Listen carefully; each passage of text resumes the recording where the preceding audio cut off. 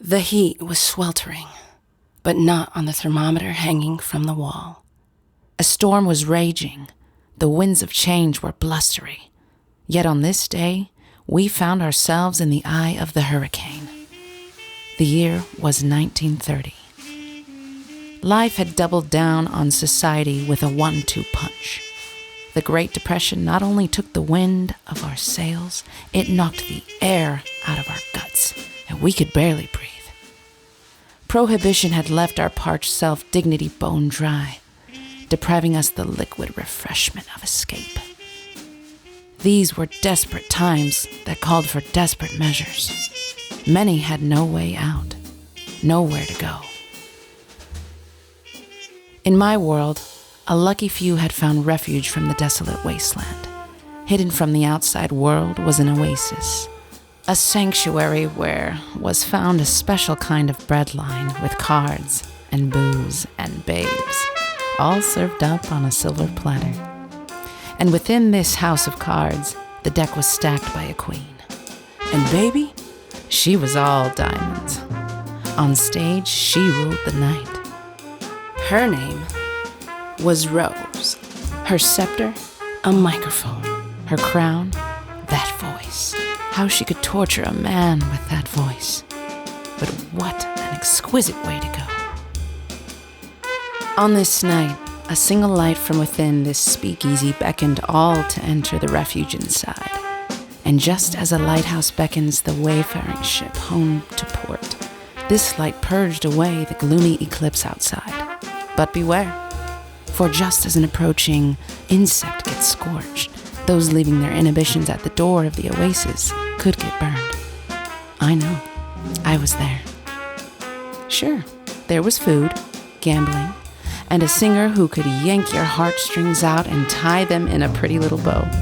But mine was the name on the marquee. And on this enticing eve, the usual players were there. His name was Louis. His trade? High-stakes poker. The girl brought him luck, so he thought. Otherwise, she'd be on the road. Yeah, more like roadkill. He'd been hustling, scratched since Capone bootlegged his first bottle. Some called him a weak sister, but the derringer in his belt told a different story. Royalty had been good to him on that day, at least the crown's off deck. It was no coincidence that the Queen of Hearts at the microphone shot him a smile. She had plans for those winnings, plans that included some privacy, champagne on ice, and a suite at the Drake. If a glass of bourbon, a burning cigarette, and a stainless lighter were the tools of the trade, then this dick was pumped for hot metal. But on this night, he was not the trigger man, but the prey. There was an unwritten rule inside this hidden sanctuary of liquid refreshment. Whether one was a dropper, a copper, or a popper, inside these doors, no drilling allowed. End of story. And while he was mesmerized by the dame on stage, his other mistress would envelop him like a warm blanket on an icy night. I was the blanket. Maud despised everything about me, and why wouldn't she? If she were oil, I was vinegar. In reality, she was ice water while I was the fire. Maud was a blue nose and everybody knew it. Her motto, serve up hooch and bank some jack to get out of this gin mill and go to college, leaving those losers in her dust. Every club had their very own house label gangster. The Oasis was no different. The Snake ran his game here, which thrived in the land of Hooverville. His imported liquor business flourished and everyone needed his money. The Snake was no hard-boiled hood, for his mugs did all the squeezing. One would think that the Snake got his name from his imported Italian exotic snakeskin shoes. Rumors within the Trouble Boys inner circle know that the Snake earned his rep by locking the bodies of his dirty money delinquents into a coffin full of poisonous vipers. The Snake loves his pasta, his vixens, and his vintage wine.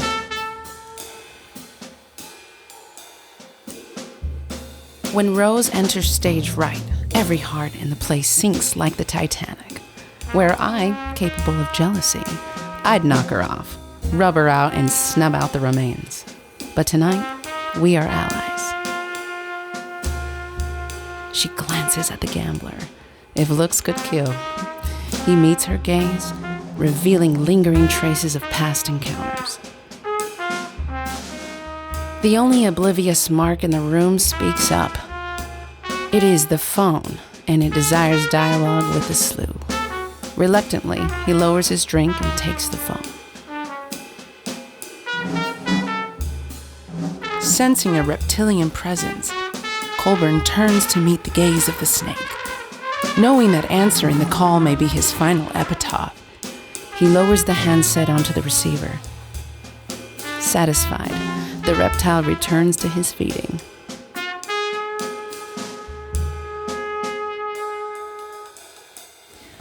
Rose grasps the microphone and begins to sing. Her song beckons each big cheese to come and worship at her feet. Each would sell their soul to Satan himself for a moment alone with this goddess of the stage. For a moment, the snake is distracted from his glutinous spread. His eye catches the songbirds. The kitten by his side vies for affection. Yet, playfulness is no match for this melodic spell. It would appear that feeding time has just begun. The serpent discovers his prey. Completely engrossed in her song, Rose sheds her glittery shawl and tosses it into the shadows along with the last of her inhibitions. Colburn raises his half-filled glass in a toast to Rose, a wistful token that could never be gratified. Ah, Rose, if only like hell.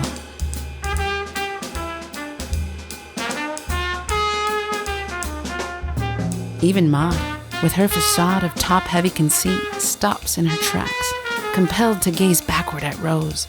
For the briefest of moments, she has an overwhelming desire to toss my friends aside, break free from her smug little life, and run to the stage where she has always longed to be.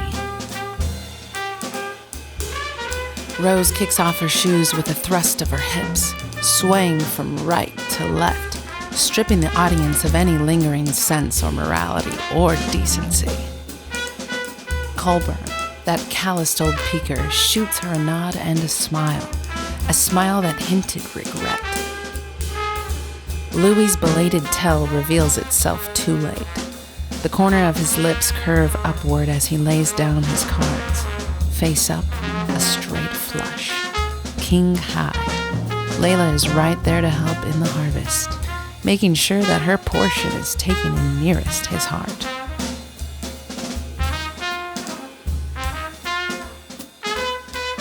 Rose crescendos into the final chorus. The passion of her music pulsates within the hearts of her admirers like a deluge in a cold burst.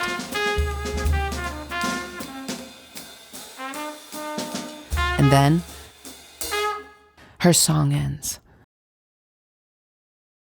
Soon, all eyes will turn to me. The snake raises his glass in tribute, then burns it like a $2 streetwalker.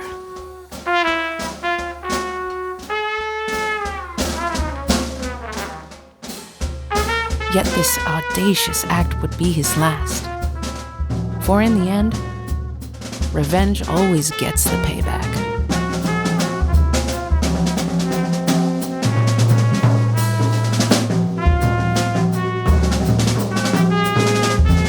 And payback is well, you know the saying. But this time, the Reaper came knocking. And I was the one who let him in.